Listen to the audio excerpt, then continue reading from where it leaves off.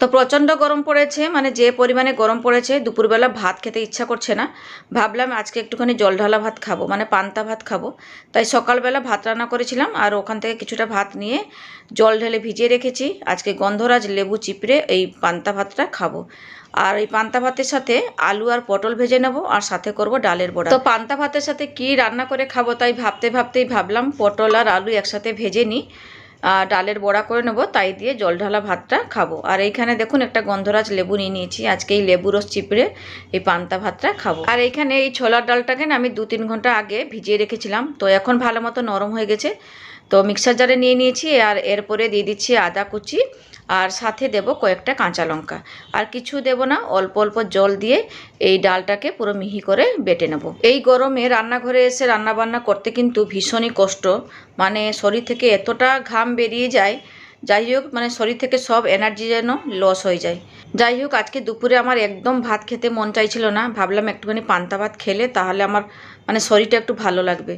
তো যাই হোক তাই জন্যই একটুখানি ছোলা ডালটা ভিজিয়ে রেখে দিয়েছিলাম ওই ডালের বড়া করে পান্তা ভাতটা খাবো বলে।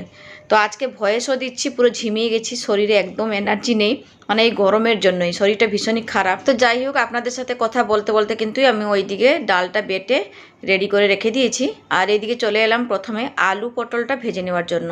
তো কড়াইতে সর্ষে তেল দিয়ে গরম করে নিয়ে 5 ফোড়ন আর শুকনো লঙ্কা দিয়ে দিয়েছিলাম, একটু ভাজা ভাজা করে নিয়ে তারপরে দিয়ে দিলাম কেটে রাখা আলু আর পটলটাকে। তো এইদিকে আলু আর পটলটাকে নেড়ে চেড়ে ভাজতে বসিয়ে দিয়ে চলে এলাম এদিকে ডাল বাটাটা বের করে নেওয়ার জন্য। মিক্সার জারে ছিল তো বাটির মধ্যে নিয়ে নিলাম, আর চলে গেলাম ওইদিকে আলু পটলটা ভাজা দেখার জন্য। তো মোটামুটি আলু আর পটলটা ভাজা ভাজা হয়ে এসেছে, তো এখন এটাকে মানে ওই রকমই রেখে দেবো, আর একটু ভাজা ভাজা হবে। আর এখন আমি এই ডালের মধ্যে পরিমাণ মতো নুন দিয়ে দিচ্ছি, আর দেবো হিং আর নুনটা দিয়ে ভালো করে মেখে নেব। আর কিছু দিচ্ছি না, যেহেতু কাঁচা লঙ্কা বেটে দিয়েছি আর কিছু দেবো না। এইভাবে প্রথমে মেখে নিয়েছি, তারপরে দেবো পেঁয়াজ কুচি। ওই অল্প একটুখানি পেঁয়াজ কুচি দিয়ে এই বড়াগুলোকে একটুখানি ভেজে নিয়ে তারপরে কিন্তু পান্তার সাথে খাবো। আর এই ডালের বড়াটা খেতে কিন্তু না বেশ ভালোই লাগে। তো যাই হোক ডাল বাটার মধ্যে আর পেঁয়াজটা দিয়ে ভালো করে হাত দিয়ে মেখে নিচ্ছি, মেখে টেকে রেখে দেবো।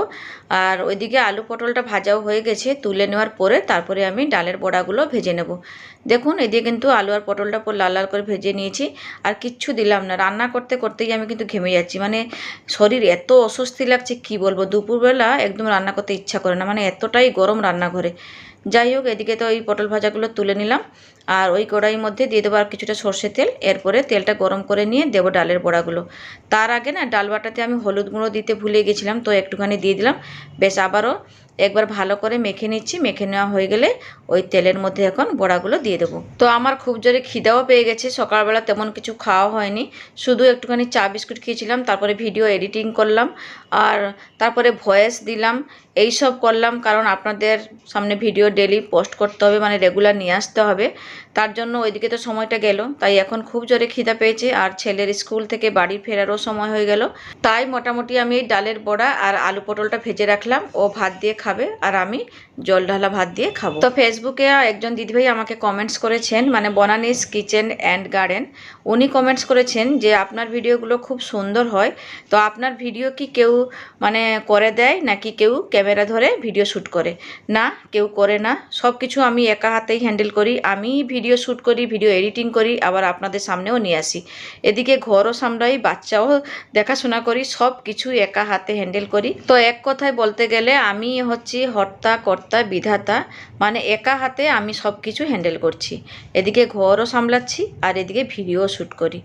আমার ভিডিও বানাতে ভালো লাগে তাই ভিডিও বানাচ্ছি। আর আমার এই মানে সাদা সিম্পল রান্নাবান্নাগুলো আপনাদের যে এত ভালো লাগবে তার জন্য আপনাদেরকে অনেক অনেক মানে অসংখ্য অসংখ্য ধন্যবাদ। তাহলে থাকলাম, টাটা।